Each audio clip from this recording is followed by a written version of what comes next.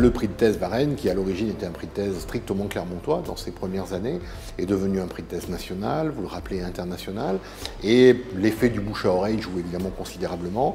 Il s'appuie également sur l'activité de l'Institut Varenne, qui ne se limite pas, loin s'en faut, au prix de thèse, puisque nous publions beaucoup de livres par ailleurs, nous avons des activités de recherche autonomes, et évidemment tout ça s'entretient, s'encourage, et fabrique une renommée, pour le coup, internationale de l'Institut Varenne, qui soutient beaucoup ce prix de thèse.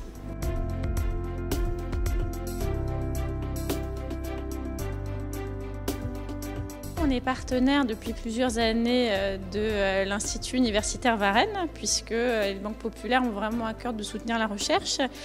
On soutient des chaires en management et gouvernance des entreprises coopératives, des coopératives financières, on travaille sur des sujets de gouvernance. Et lorsque l'Institut universitaire Varenne est venu nous présenter ses projets, notamment les prix de thèse, eh bien, ça nous a paru vraiment un sujet important à soutenir. Et c'est pour ça que depuis 4-5 ans maintenant, la Fédération nationale des banques populaires et à travers elle l'ensemble des banques populaires soutient ce prix.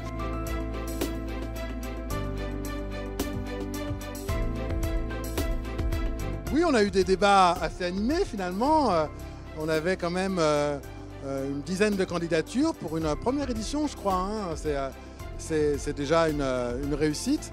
Et puis on est arrivé finalement sur un palmarès double avec le prix attribué à M. Mabanga pour une très très belle thèse sur le témoin assisté, très originale et puis appuyé sur pas mal de pratiques aussi à la cour. Et puis un accessite à Mme Aurélie Aumaître pour là aussi une belle thèse appuyée sur un stage à la Cour pénale internationale sur le dossier de procédure. Voilà deux travaux, je crois, assez originaux et en tout cas qui méritent tous nos éloges, quoi. Voilà, je sais pas si... Oui, juste ajouter peut-être que c'est une très bonne chose que la Fondation Varenne ait institué ce prix, parce que c'est vrai qu'en France, on n'a pas du tout de filière par laquelle les doctorants peuvent passer pour obtenir un financement, une publication. Donc c'est vraiment une très bonne chose.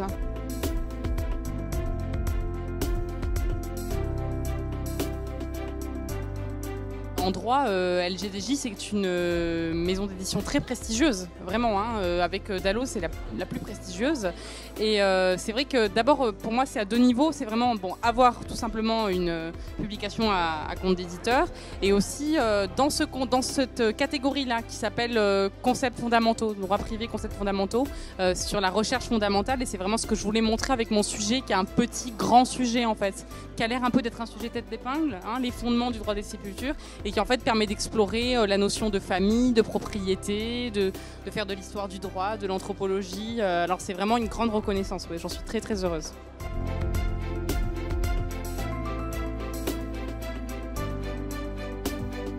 Il y a très peu de prix en théorie générale du droit et en philosophie du droit. À ma connaissance, c'est le seul prix en réalité. En France, la philosophie du droit est rattachée traditionnellement au droit constitutionnel. Il y a des raisons historiques, traditionnelles à ça. C'est parce qu'il y a une très lourde dette à la théorie générale de l'État, de la philosophie du droit. Ça a pour conséquence que la théorie générale du droit étant adossée au droit constitutionnel, faire de la philosophie du droit ou de la théorie générale du droit en France, c'est faire du droit constitutionnel, parce que c'est dans ces conditions-là que l'on peut faire de la théorie générale de l'État ou faire le droit qui correspondrait à la théorie générale de l'État.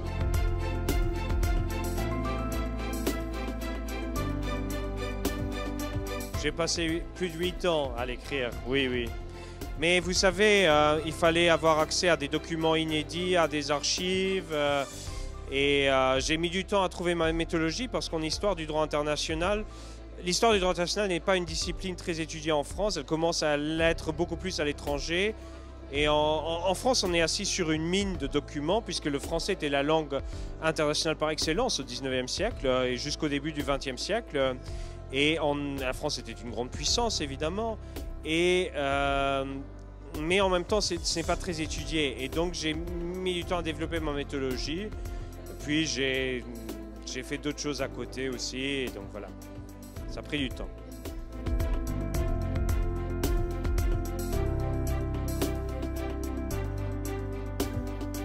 dans le cadre de l'écriture, de la recherche d'abord, et ensuite de l'écriture de cette thèse, je voulais surtout réconcilier le praticien avec le chercheur, hein, le professionnel, l'avocat, avec l'enseignant, avec le chercheur, la théorie avec la pratique. C'était pour moi une orientation qui était très importante parce que le droit que nous apprenons à l'université, c'est bien, c'est de la théorie, mais lorsque nous arrivons sur le terrain, la pratique que nous rencontrons sur le terrain, c'est autre chose.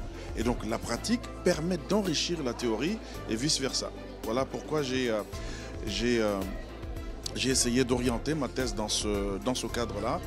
Et je pense que le résultat était satisfaisant puisque finalement j'ai pu obtenir ce prix.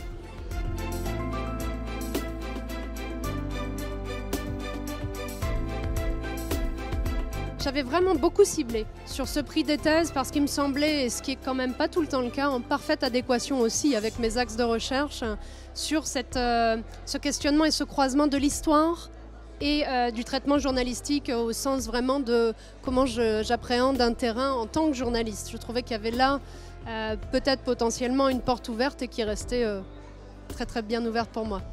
J'ai entendu parler évidemment de la Fondation Varenne depuis de nombreuses années et je ne savais pas à quel point vous pouviez réunir en une seule soirée autant de monde. Et je suis très impressionné par l'Institut, très impressionné par ce à quoi préside la Fondation.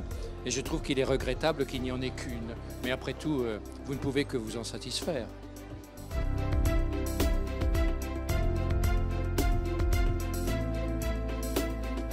Il est important que les candidats sachent qu'ils ne doivent pas hésiter en fait, à postuler une seconde fois. Parce que cette année, et ce n'est pas la première fois, on a des lauréats qui avaient déjà postulé lors de la précédente édition et qui n'avaient pas nécessairement été classés premiers et qui là se retrouvent lauréats et qui voient leur thèse publiée. Donc il ne faut pas hésiter à concourir une deuxième fois, même si la première fois on n'a pas été sélectionné.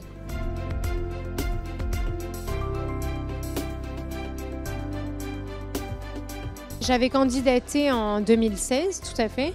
Et donc l'issue avait été négative et je n'avais pas envisagé de recandidater en 2017.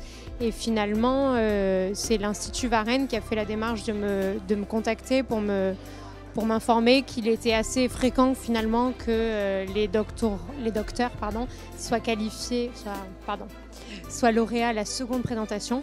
Donc j'ai représenté ma candidature en 2017 et j'ai finalement été reçue en 2017.